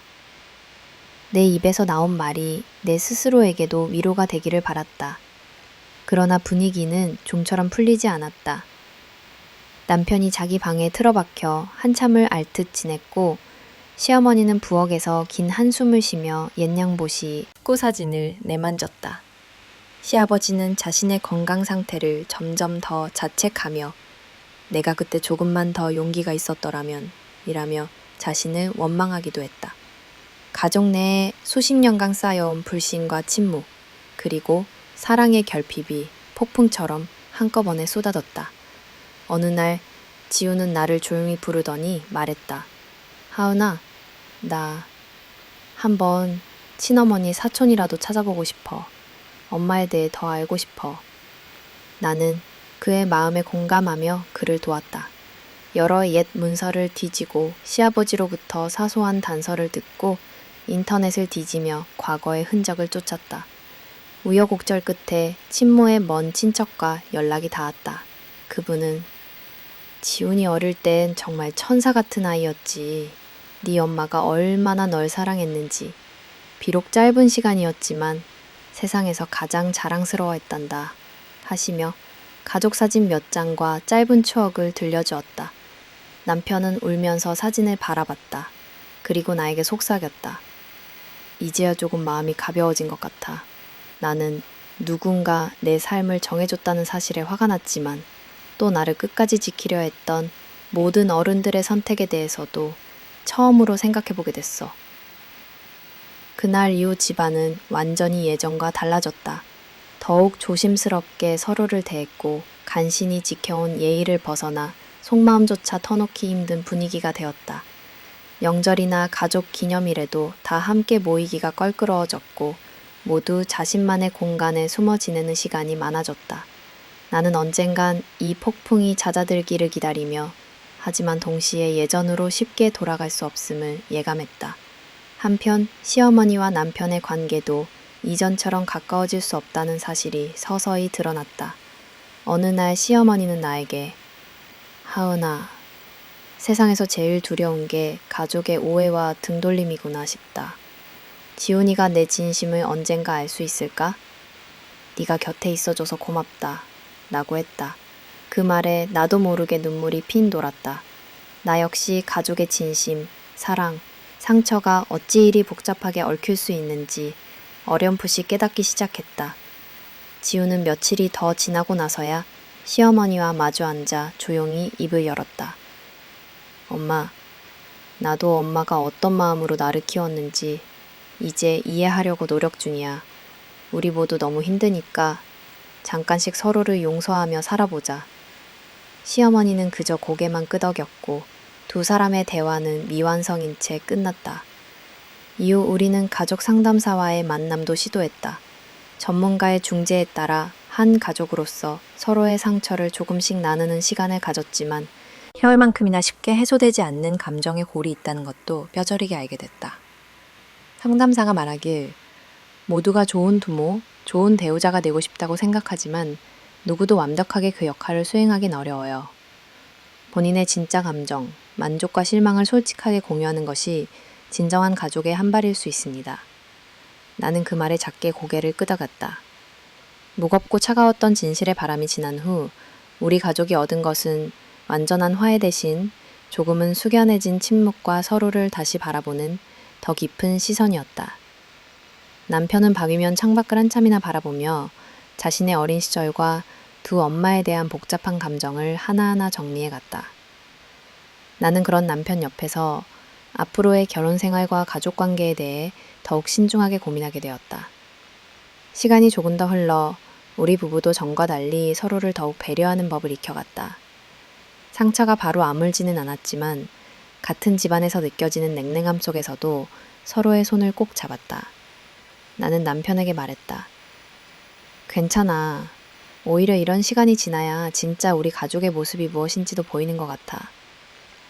남편은 힘겹게 미소를 지으며 내 어깨에 기대곤 했다. 한편으로는 시어머니가 그동안 나에게 보여줬던 깊은 관심과 간섭 역시 어쩌면 가족을 잃은 상실감, 그 누구보다도 외로움에서 비롯됐다는 걸 조금씩 이해하게 됐다. 어쩌면 나의 불평과 서운함 저편에는 시어머니만의 슬픔이 오래도록 스며 있었던 건 아닐까. 나는 거실에서 혼자 앉아 창밖을 보며 시어머니의 지난 삶을 헤아리는 연습을 시작했다. 내 마음 안에도 여전히 해결되지 않은 감정들이 있었다. 참았던 눈물, 부모 자식과 며느리 사이 경계의 혼란, 그리고 앞으로의 가족의 모습에 대한 두려움. 그래도 나는 내 삶의 진실을 마주볼 용기를 조금씩 키워갔다. 완벽하지 않은 가족도 전혀 새로운 진실도 결국 우리는 같이 맞이하게 되어 있구나. 그렇게 나는 매일 작은 다짐을 했다. 친정엄마가 살아계셨다면 어떤 조언을 해줬을까 자주 생각하게 되는 요즘이었다. 엄마라면 내가 받은 상처도 시어머니가 숨기고 살아온 슬픔도 남편이 겪는 혼란도 다 품으면서 시간이 필요하다. 다 흐르고 나면 결국 마음을 나눌 수 있게 될 거다. 라고 따스하게 말해주셨을 것이다. 나는 친정엄마의 부재 앞에서도 한편으로는 내가 여자, 며느리, 그리고 아내로서 겪는 성장토를 받아들이기로 마음먹었다. 시댁에 들이닥친 이 폭풍과 밝혀진 비밀은 진정한 가족이란 무엇인지 또 인간의 약함과 사랑의 깊이란 무엇인지를 다시 한번 생각하게 했다. 그 누구도 완벽하지 않고 모든 가족은 각자의 상처와 거짓, 용기와 눈물로 이루어진다는 것을 새삼 체감했던 시간이었다. 이제는 남편과 내 미래, 그리고 서로 다른 이들과의 관계에서 더는 거짓 없이 살아가자 다짐하며 조용한 저녁의 끝에 작은 희망의 등을 켜본다. 디스미설과 가족의 위기. 가족이란 눈에 보이지 않는 실로 서로를 얽매고 있는 존재다. 그 실이 단단할수록 때로는 더 아프게 서로를 옥죄다. 우리가 한 지붕 아래에서 지켜왔던 소중한 평화와 믿음, 그리고 어쩌면 나태함으로 치부했던 익숙함까지 모두가 한순간에 무너진 건 그날 집안에 숨겨졌던 진실이 드러났기 때문이다. 앨범과 편지, 그리고 마주한 현실. 지훈에게 앨범과 편지를 건네던 그날의 기억은 아직도 생생하다.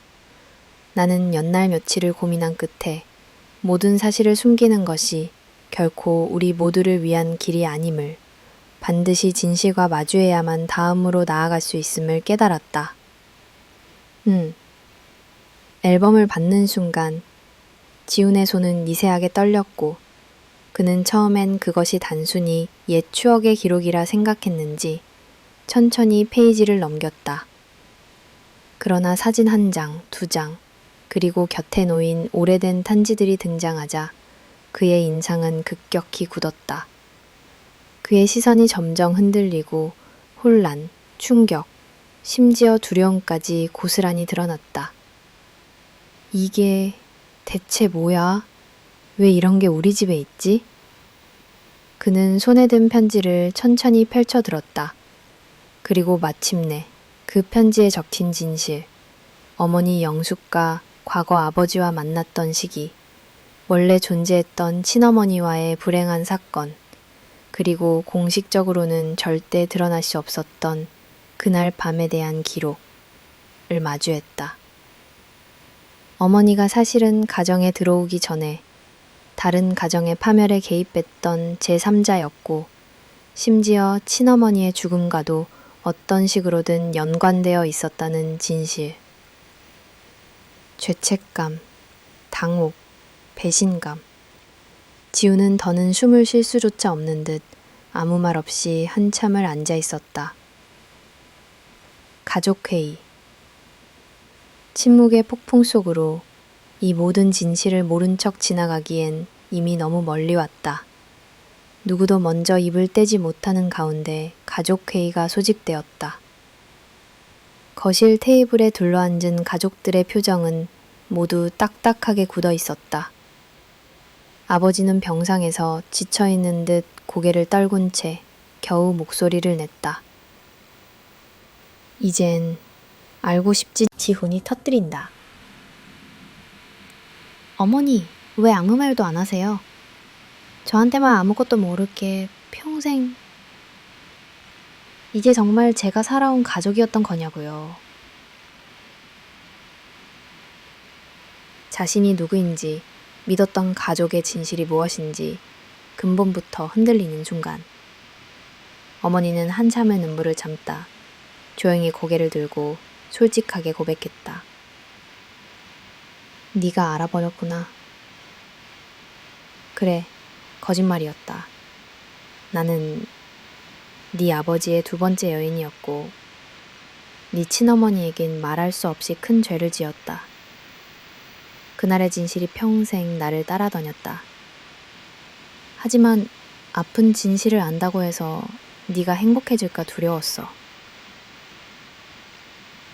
각자의 고백과 서로의 상처, 아버지는 더 이상 말을 잇지 못하고 흐느꼈다. 오랜 병환으로 쇠약해졌지만 가족을 향한 애달픔과 죄책감만은 여전했다. 내가 더 일찍 책임졌어야 했는데 모두가 불행하게 됐다. 미안하다. 내 시선은 지훈에게 머물렀다. 그는 온몸에 힘이 빠진 듯 한참을 말없이 앉아있다가 좌절과 분노 그리고 배신이 뒤섞인 목소리로 말했다. 저는 이제 어머니를 어떻게 불러야 할지 모르겠어요. 이 모든 시간을 속이고 산 거잖아요. 아버지, 그리고 당신, 나이 모두 불쌍하게 여기면서 어머니라 부르라 했을 때 그 의미조차 없었던 거예요. 아버지는 그저 끝없이 미안하다, 미안하다 잡고 읊조렸다. 어머니는 흐느끼며 그래도 나는 너를 내 아들처럼 사랑했다며 눈물을 쏟았다. 분위기는 처참히 무너진 신뢰와 깊은 오해, 말로 설명할 수 없는 감정들로 뒤덮였다. 서로를 위하는 척했던 날들은 이제 서로에게 상처를 남기는 몹쓸 기억이 되어버렸다. 아버지의 병세는 점점 더 심해졌고 그에게 가족의 화해는 더 절박했으나 아무도 마음을 쉽게 열지 못했다. 나, 중간자의 시선에서 나는 이 위기의 한가운데서 어떤 위로의 말도 떠오르지 않았다. 내 남편, 그토록 강인해 보였던 사람이 한순간에 무너져 내리는 모습을 옆에서 지켜보며 내 내면도 무너졌다. 마음 한구석엔 이 진실을 알리는 것이 과연 모두를 위한 선택이었나? 차라리 모르고 살았으면 지금처럼만이라도 지켜낼 수 있었을까? 하는 씁쓸한 후회도 들었다. 늦은 밤 남편 지훈은 혼자 앉아 창밖을 바라보았다. 나는 도대체 뭘 보고 살아온 걸까? 믿음, 의리, 가족, 또 그걸 위해 아버지와 어머니가 묶여왔다는 사실마저 나한테는 너무 잔인한 진실이야. 오빠는 찌개와 반찬이 그대로 남아 있었다. 가족의 균열, 변할 수 없는 과거. 진실이 드러난 이후 가족은 각자 자신의 방에 틀어박혀 서로를 피하기 시작했다. 거실을 거닐 때마다 피하게 되는 시선. 침묵 속에 흐르는 저기와 슬픔. 아버지는 병원 침대에 누워 있을 때가 많아졌고 어머니는 종일 설거지나 집안일에 몰두하며 자신의 감정을 숨기려 했으나 두 눈은 항상 눈물이 맺혀 있었다.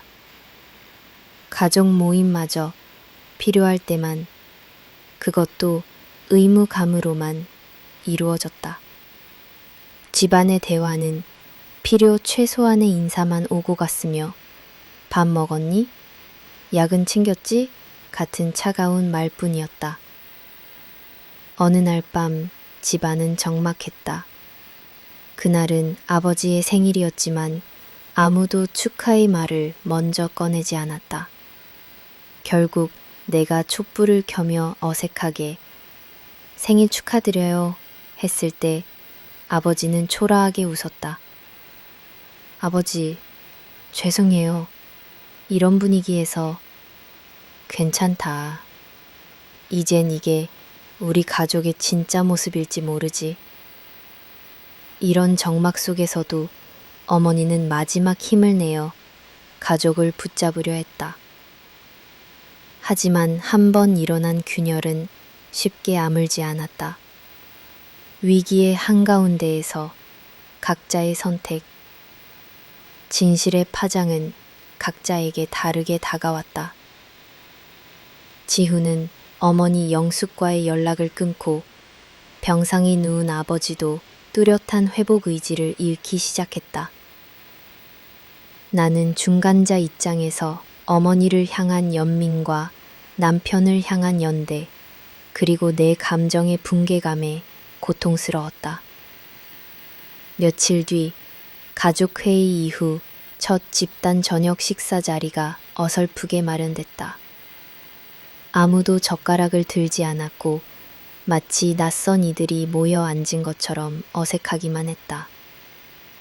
아무리 노력해도 예전의 훈훈한 공기는 돌아오지 않았다. 끝내는 변화의 시작, 가혹한 진실은 우리 가족을 송두리째 휘감고 있었다. 하지만 이 위기 속에서 나는 누구도 더 이상 숨지 않고 각자의 아픔과 직면할 용기를 내야만 한다는 사실을 조금씩 깨달았다. 누구도 완벽하지 않고 누구나 실수하며 가장 익숙했던 관계마저 큰 비밀 아래서 무너질 수 있다는 사실이 믿기도 슬프기도 했다. 그럼에도 언젠가는 이 상처를 딛고 각자 새로운 길을 찾아 나가야 한다는 것이 인생임을 받아들이기 시작했다. 가족의 위기 속에서 시간이 길어졌고 각자의 상처를 숨긴 채 무거운 공기만이 집안 곳곳을 메웠다.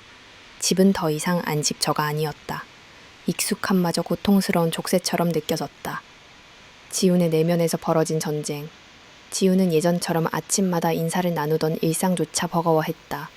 아버지를 바라보는 그의 눈은 연민과 실망, 분노와 슬픔, 복합적인 감정으로 흐려져 있었다. 어머니 영숙을 향한 시선에는 말 못할 이질감과 차가움이 묻어 있었다. 그는 어느 날 밤 불 꺼진 거실에 홀로 앉아 자신의 손바닥을 한참 바라보았다. 나는 지금까지 누구를 믿었고 언제부터 거짓을 진실이라 여기고 살아왔던 걸까? 내 인생의 뿌리는 어디에서부터 비틀어진 걸까? 그는 속으로 수십 번이나 이 질문을 되뇌었다. 식탁에 앉으면 여전히 서로의 시선을 피하려 작은 한숨만이 오갔다. 아버지는 몇 번이고 말을 걸려 했지만 지우는 답하지 않았다. 어머니는 한 번도 그의 눈을 마주치지 않았고 그저 식탁 위 음식만 바라보았다. 무거운 식사 시간, 그 어느 때보다 가족의 거리가 멀어졌음을 서로가 뼈저리게 느낄 수 있었다. 부모의 침묵, 그리고 오해의 심화. 아버지는 진실이 밝혀진 후 어느 순간부터 자신의 존재조차 희미해지는 듯한 기분에 사로잡혔다. 병세는 부쩍 악화됐다. 가족 앞에서 허탈하게 머리를 떨군 채 과거 어느 시절보다 자신을 자책했다. 내가 좀 더 일찍 잘못을 바로잡았다면 지금 우리 모습이 이렇진 않았을 텐데. 어머니 영숙 역시 죄책감과 수치심 속에 갇혔다. 이미 누구도 그녀를 온전히 받아들일 수 없다는 사실이 집안 곳곳에서 느껴졌다. 설거지를 할 때면, 거울을 볼 때면 강제로라도 평정을 찾으려 했지만 결국 참았던 울음이 터졌다. 그녀는 아들에게 말을 건네려 몇 번을 망설였으나 한 번 멀어진 마음의 거리는 생각보다 훨씬 멀었다. 누군가를 진정으로 용서하고 다시 받아들인다는 것이 이렇게 어려운 일임을 처음으로 실감했다. 점점 사라지는 가족의 의미. 진실이 밝혀지기 전만 해도 가족이란 서로의 아픔을 조금씩 나누며 앞으로 나아갈 수 있다고 믿었다. 하지만 이제 집안에는 아무도 먼저 손을 내밀지 않았다. 함께 마주 앉아 TV를 보던 풍경, 공원의 벤치에서 소소한 대화를 나누던 순간, 때론 나지막이 서로의 고민을 나누던 그 모든 시간들이 까마득하게 멀어졌다. 하루 이틀 그렇게 시간이 흐르면서 가족 구성원 각자는 각자의 방에 틀어박혀 지내는 일이 잦아졌다. 현관문 소리가 들릴 때마다 누군가 일부러 조용히 움직였고 우연히 마주치더라도 안녕하세요 라는 의례적인 인사조차 어색해졌다. 함께 밥상에 앉더라도 식사 후 바로 각자 방으로 들어갔다. 서로를 향했었던 작은 배려와 온정은 이제 아무도 기대하지 않는 낯선 공기에 묻혀 무의미해졌다. 주변 시선과 점점 단절되는 관계. 가족의 균열은 이웃과 친척들에게도 서서히 퍼져갔다. 예전 같으면 명절이나 가족 행사가 다가오면 모두가 모여 활기찬 분위기를 연출했지만 진실이 드러난 뒤로는 명절마다 조용히 시간을 흘려보낼 뿐이었다. 친척들도 집안 분위기가 심상치 않음을 감지했다. 하지만 제대로 묻는 이도 솔직히 털어놓는 이도 없었다.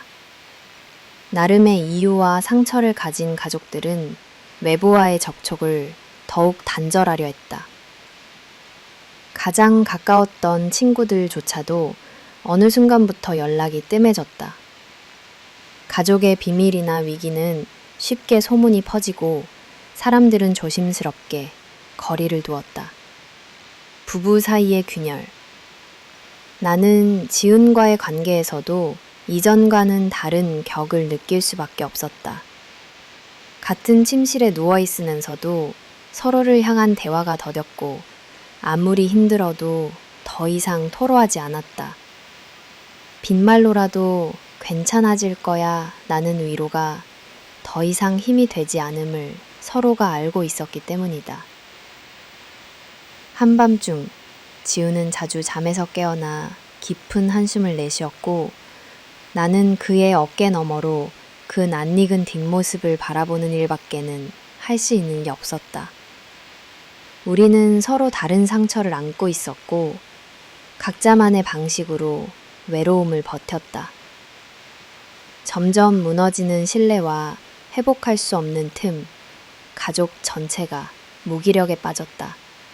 예전에는 사소한 문제도 서로 조율하면 해결할 수 있다고 믿었지만 이번엔 달랐다. 상처의 깊이가 너무 깊어서 용기 내어 다가서기엔 두려움과 혼란, 그리고 분노가 여전히 마음 한구석에서 꿈틀거렸다. 한 번쯤 먼저 손을 내밀어 화해하고 싶다는 생각이 없는 것도 아니었다. 그러나 그럴 때마다 마음속에서는 어차피 달라질 게 있을까? 이 아픔을 정말 잊을 수 있을까? 하는 자문이 되풀이됐다. 결국 모든 가족 구성원은 자신의 마음을 속으로만 사귀고 상대방에 대한 기대를 완전히 내려놓아 버렸다. 마지막 남은 가족 행사의 파국. 아버지의 생신을 맞아 겨우 모처럼 한자리에 모였지만 마음을 모으는 축하 대신 어색한 미소만 오갔다.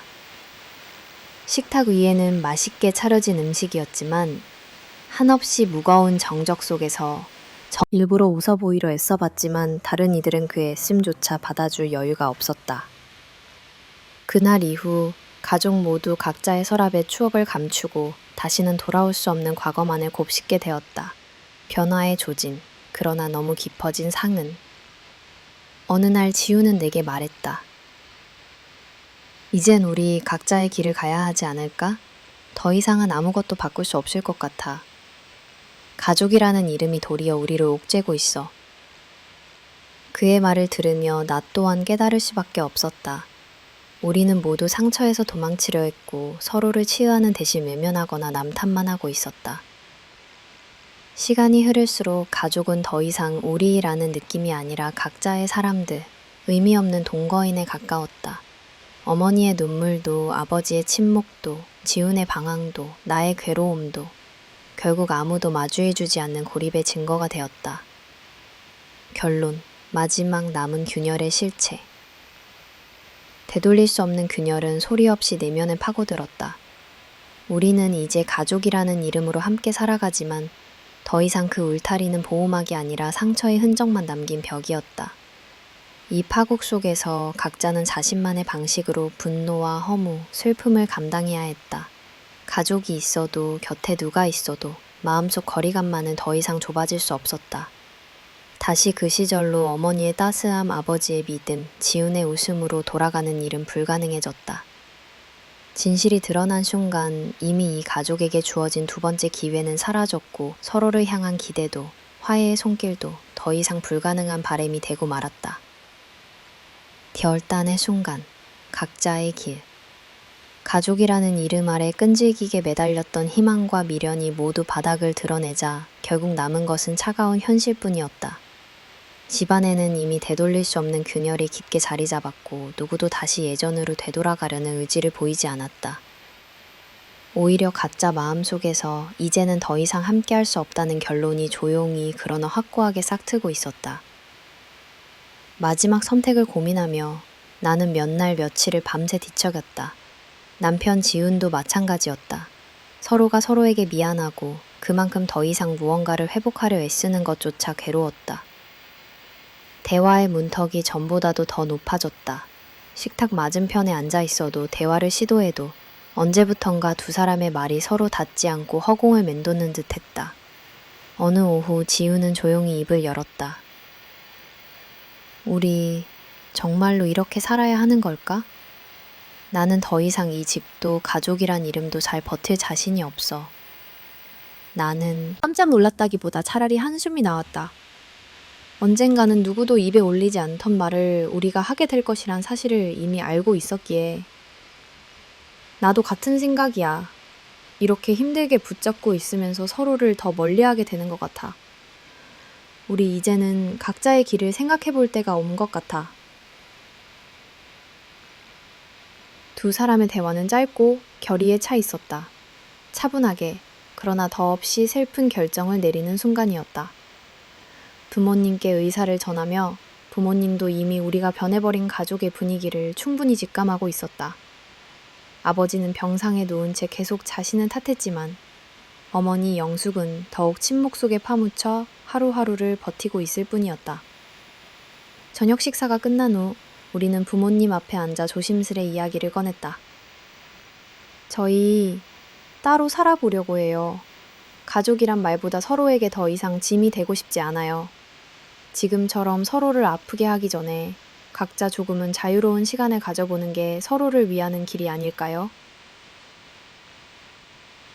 아버지는 아무 말이 없었다. 그는 깊은 한숨을 내쉬고 창밖을 한참 바라보다가 힘없이 웃었다. 이럴 줄 알았다. 네 마음 이해 못하는 건 아니다. 나 역시 아버지란 이름이, 가족이란 이름이 오히려 더 큰 짐이 아니었는지. 미안하다. 어머니는 한동안 시선을 들지 못했다. 그러나 마침내 잔뜩 붉어진 눈으로 조용히 고개를 끄덕였다.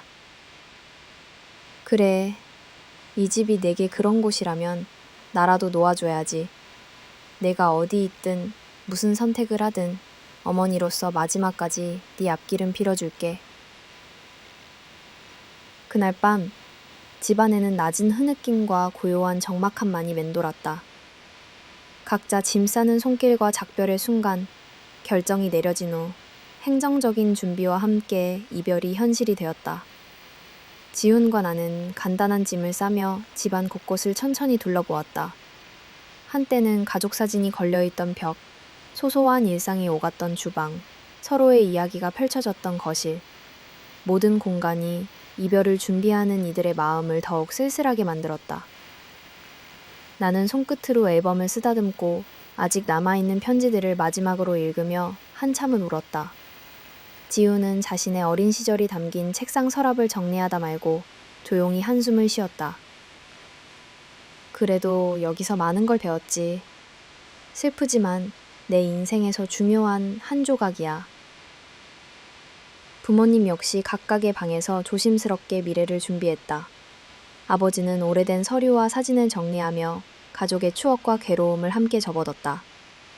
어머니는 각종 집안일에 매달리며 이별의 슬픔을 묻으려 했지만 손길마다 차작 스는 존하는 허탈함이 고스란히 드러났다.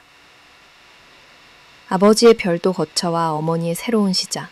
아버지는 건강 악화로 인해 결국 요양원에 입소하기로 결정했다. 한때 가족의 울타리를 굳건히 세웠던 그가 이젠 타인의 도움 없이는 일상생활조차 힘든 몸이 되었다. 마지막 날 집을 나서며 조용히 말했다. 혹시나 다시 볼 일이 있든 없든 이 또한 내게 아버지로서 잘한 일은 아니었던 것 같다. 미안하다. 대신 언젠가 용서하게 된다면 그때는 편하게 찾아와다오. 어머니 영숙 역시 더 이상 커다란 집에 남을 이유가 없었다. 소박한 원룸 형태의 아파트로 이사하며 자신의 짐을 직접 옮겼다. 꽃병 하나, 오래된 찻잔 몇 개, 그리고 가족 사진 한 장만을 트렁크에 담았다.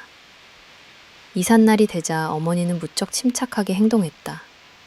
그러나 문을 나서기 전 집안 현관에서 뒤돌아 한번 눈시울을 붉혔다. 잘 살아, 다들. 어디서든 아프지 않게 바란다. 내 죗값은 내가 안고 갈 테니 이제는 너희만은 스스로 행복할 방법을 찾았으면 해. 지훈과 나, 둘만의 보금자리. 우리 부부는 그동안 살던 집에서 벗어나 작은 임대 아파트로 거처를 옮겼다. 처음엔 서로 서먹했으나 어쩌면 가족의 억압에서 해방된 공간이 새로운 자유로움과 어색함, 그리고 조심스러운 희망을 동시에 안겨주었다. 큰 소리로 싸우지도 어색하게 침묵하지도 않고 각자의 삶을 돌아보기 시작했다. 아침이면 차 한 잔을 놓고 서로에게 간단한 인사를 건넸다. 오늘은 어떤 계획 있어? 천천히 책도 읽고 산책 좀 하려 해. 그러나 가끔씩은 이별과 상실감에 가슴이 저렸다. 지훈은 어느 날 갑자기 고향집 앞을 걷다 말고 눈시울을 붉혔다. 우리도 언젠가 부모님처럼 각자 외로운 길을 걷게 될까? 나는 그 옆에서 조용히 손을 잡았다. 지금만큼은 서로 지켜주고 싶어. 우린 적어도 거짓 없이는 살아가자. 한동안 두 사람은 그 말의 의미를 되새기는 듯 긴 침묵 속에서도 새로운 결심을 다졌다. 이별 이후의 일상과 가족이라는 의미, 각자 떨어져 지내면서 서로에게 느꼈던 기대와 미련은 서서히 사라졌다. 대신 자신만의 삶을 어떻게 채워나갈 것인가에 대한 고민이 많아졌다. 특히 어머니는 혼자 지내는 시간을 통해 스스로를 돌아보고 과거의 잘못을 조금씩 용서하려 애썼다. 아버지는 요양원에서의 일상에 적응을 시도했다. 때로는 침대 머리맡에 놓인 가족 사진을 물끄러미 바라보며 지난 나날을 반성하는 시간을 가졌다. 지훈과 나는 앞으로 무엇을 할 것인가에 대해 많은 대화를 나눴다. 서로에게 너무 큰 의미나 책임을 부여하지 않으려 했고, 그저 하루하루를 진솔하게 살아가자는 다짐을 새겼다. 과거에 너무 얽매여 미래마저 잃고 싶지 않아. 그래, 언젠가는 새로운 가족의 의미를 다시 찾을 수도 있겠지. 아니면 각자의 삶에 만족하고 홀로 서기를 선택해도 좋고. 결단이 남긴 것, 그리고 희망의 끝자락. 모두가 상처를 입은 채 각자의 길을 떠났다. 그 과정에서 누군가는 낡은 집안의 가구를 버리고 누군가는 마음속에 묻어둔 미련과 죄책감을 모조리 꺼내어 태워버리기도 했다. 식구가 한때 나눴던 미소, 분노, 오해, 용서조차 이루지 못했던 한 맺힌 말을 이제는 뒤로 한 채 마지막 인사를 남기고 세상으로 흩어졌다.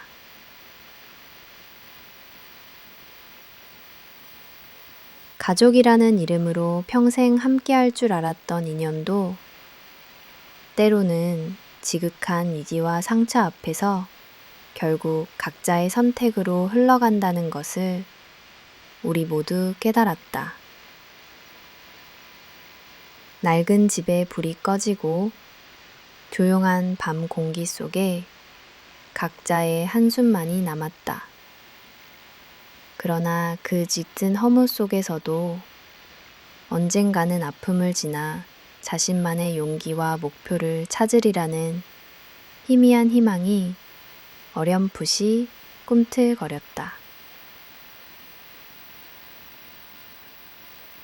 대통령여, 이별은 끝이 아니었다. 오히려 결렬 끝에 마주한 적막한 현실에서부터 다시금 나를 발견하고 한 걸음씩 스스로를 돌보는 시간이 시작되었다. 가족이란 울타리가 해체되어 각자가 홀로 서야 하는 불안과 두려움이 컸지만 그만큼 내면에서 새로운 빛을 발견하는 순간도 점차 늘어났다. 나만의 일상을 구축하다 집을 나와 작은 원룸에서의 삶이 시작된 후 나는 아침마다 커튼을 들치고 천천히 창밖을 바라보았다. 정적과 고요 속에 묻혀있던 시간들이 때로는 외로움으로 또 때로는 평온함으로 다가왔다. 처음엔 침대 위에 엎드려 과거의 나날, 분열 직전의 상처를 곱씹으며 눈물을 흘렸지만 점차 한 걸음씩 직접 세상 속으로 나아가려 애썼다. 자연스럽게 혼자 밥을 짓고 작은 식탁에 앉아 시간, 자신의 삶과 가족, 어머니에 대한 상처를 정리하지 못해 우울감과 무기력에 빠지기도 했다. 하지만 어느 순간 과거의 억압에서 벗어나 자신을 더 깊이 이해하려 노력했다. 작은 아파트에서 혼자 요리를 시도하고 오래된 기타를 꺼내들어 음악으로 마음을 다스리기도 했다. 그는 오래전 중단했던 공원 러닝을 다시 시작하며 묵은 감정을 몸의 움직임으로 털어내고자 했다. 밤에는 창가에 앉아 일기장을 펴고 조용히 그날그날의 소감을 기록했다. 가족이란 꼭 피를 나눠야만 지속되는 관계는 아니구나. 내 삶을 나답게 꾸려갈 때 뒤늦게라도 온전한 나의 존재를 느낄 수 있겠지. 이런 자신만의 다짐은 비로소 그에게 치유의 힘이 되어 주었다. 부모님의 새로운 삶. 요양원에 입소한 아버지는 한동안 우울함 속에 잠겼지만 차츰 자신의 과거를 인정하는 연습을 하며 하루하루에 적응하기 시작했다. 아침마다 요양원 창밖을 보며 젊은 시절의 기억, 그리고 가족을 위해 했던 선택들을 천천히 정리했다. 실수투성이었지만 마지막에라도 내 잘못을 마주할 수 있어 다행이다. 언젠가는 내 아이들도 각자의 인생에서 이 용기를 되새기길 바란다. 어머니 영숙은 원룸에서의 홀로서기로 새 삶에 적응하고 있었다. 낮에는 구직 활동을 하거나 봉사 활동에 참여했고, 밤이면 작은 난로에 차를 끓이며 조용히 자신의 과거를 돌아보았다. 못난 엄마였지만 앞으로는 누구에게도 불행을 남기지 않는 삶을 살고 싶다. 스스로를 용서하고 다시 한번 따뜻한 손길을 내밀 수 있도록. 누구에게나 필요한 용서와 성장, 가족 각자가 각자의 공간에서 살아가며 미움과 원망, 후회의 감정들이 조금씩 엷어졌다. 연락을 끊었던 기간이 길어지면 길어질수록 마음 한편에서는 미운 감정보다 그리움, 그리고 언젠가 만나면 서로를 따뜻하게 안아주고 싶다는 소망으로 변해갔다. 나는 종종 이런 생각을 하곤 했다. 과거는 바꿀 수 없어도 앞으로의 나를 결정할 수 있는 건 오로지 나 자신뿐. 용서하지 못하면 스스로를 더 아프게 할 뿐이다. 서로에게 상처를 주고받았지만 결과적으로 각자가 자신만의 내면적 성숙을 이루어가고 있었다. 어머니 역시 짧은 문자로 용서를 구하거나 아버지는 잔잔한 미소로 손녀를 맞이하는 날을 희망하며 건강관리에 힘썼다. 지훈과 나는 서로 연락은 드물었지만 때때로 안부 인사만큼은 따뜻하게 전했다. 미래를 향한 작은 다짐들, 취미를 배우기 시작했고 자기 개발 서적을 사서 다시금 무언가에 도전하는 기쁨을 느꼈다. 한 달에 한두 번씩 가족들이 모이지는 않았지만 서로의 소식을 가까운 지인을 통해 전해 듣곤 했다.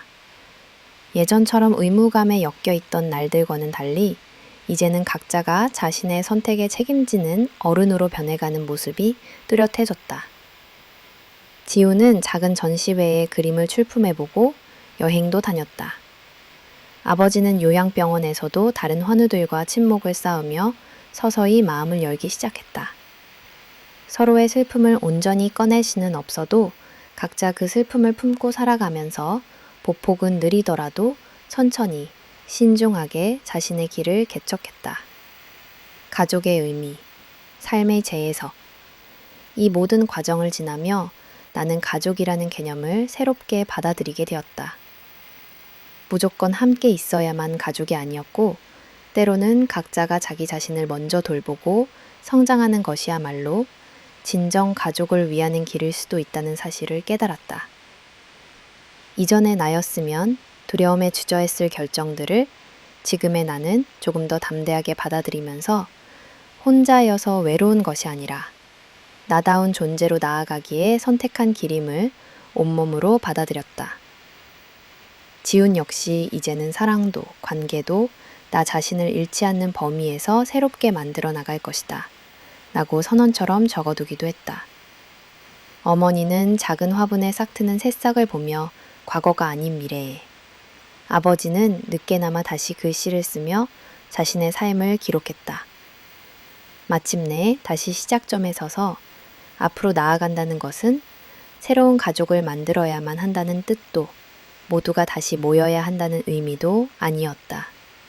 상처는 흔적으로 남았지만 이제는 그 흔적 덕분에 더 단단한 나를 발견할 수 있게 된 셈이다.